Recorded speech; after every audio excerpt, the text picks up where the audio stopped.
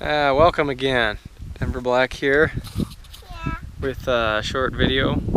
Yeah. I wanted to talk residue today. So we're making the switch out here to a higher residue seeding system.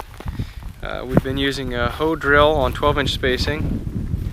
Pardon the wind there, I'm not sure how loud that'll be. And we just made a switch to a single disc seeder. So much lower disturbance, as you can see here. This has been seeded. You can see pretty well here, I think, where the tractor and the drill ran.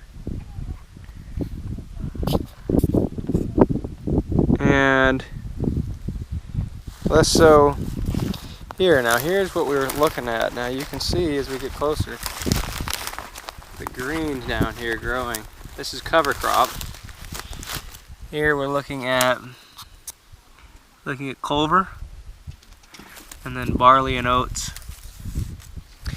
And the only disturbance made is just this here, and it slipped in. This is old, and this is old here, and all the stubble standings from the previous harvested crop.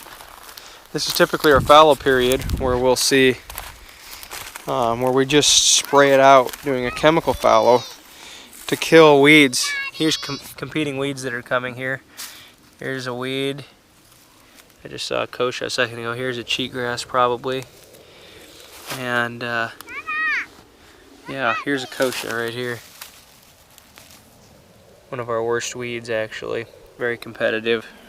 Hard to kill with chemicals as well. And so part of this hope is to put a crop down, this cover crop.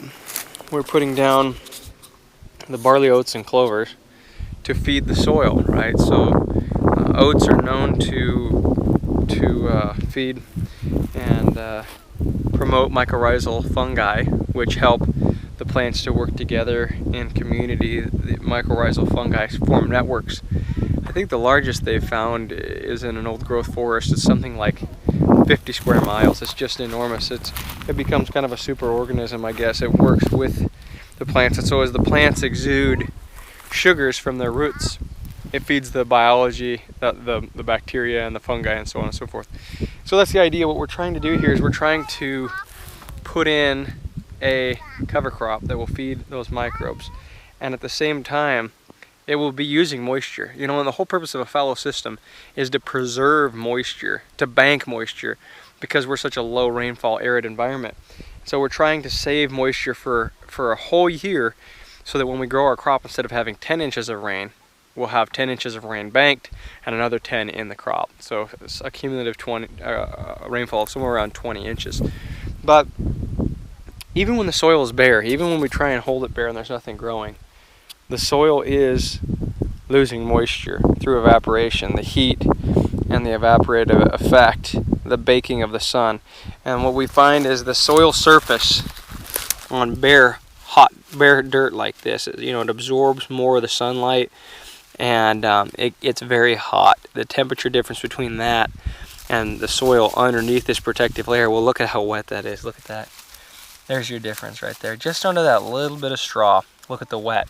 And here where there's bare soil, look at the dry before the wet. And so that's what we're doing. We're insulating here. It's no different than insulating a house. We're using the previous crop to do so.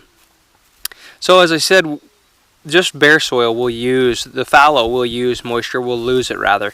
And so the whole idea is, hey, let's put a crop that feeds our soils, that makes our soils better, and feeds our ecosystem below our feet while trying to preserve moisture. And it's a give and take. We know we're going to lose a certain amount of moisture anyways, so instead of losing it to evaporative forces, let's put a green crop down that will absorb sunlight, do photosynthesis, put sugar into the soil, sequester carbon, and take some of that moisture away.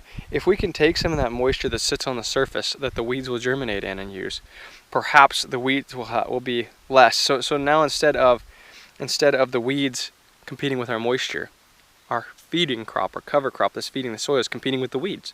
And so the hope there is that when we spray it out first and we kill everything there, and then put a crop in, that cover crop, we give it an opportunity to get a big start and be very vigorous, So that then as the weeds start to come later behind it, the cover crop will outcompete the weeds. And the cover crop is very easy to kill, either through grazing, some other mechanical means, or through spraying. Now we're trying to get farther from spraying, and while I don't like to spray and I'm trying not to spray, at the same time, what this allows us to do is if we can kill the weeds more easily, we can use less chemical. We're less likely to build resistances, and we're more able to use less chemical as we do this. Now, ideally, I'd love to never use chemical. I'd love to never have to use herbicides. I'd love to just grow crop, continuous crop, and graze and do all these wonderful things, and that's what we're shooting for. But at this point, we're moving towards it, and this is a very healthy way to do it. Now it costs, these seeds aren't free. This cover crop costs approximately $8 per acre to seed this at this seed rate, which I did a test farther over to see what would happen if I doubled the seed rate, and I think I like it better.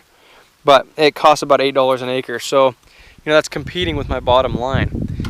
However, we're also investing, right? We're pushing it forward, so we're banking on the fact that by increasing soil health, we will be able to reap those benefits down the road. It's an investment into the soil.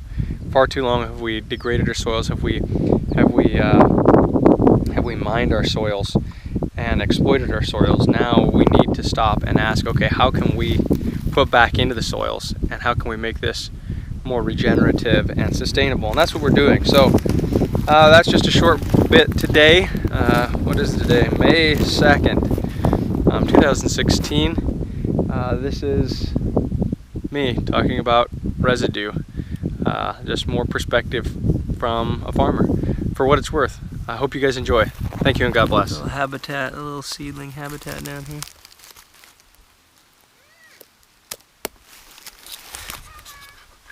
What are you going to say to the people? I can't. You going to tell them something about farming? You like farming? Yeah. Do you like goats? Yeah. You like wheat? Yeah. Which do you like better, wheat or canola? Wheat. What? Wheat. Wheat. Canola. Canola? Yeah. Which is it?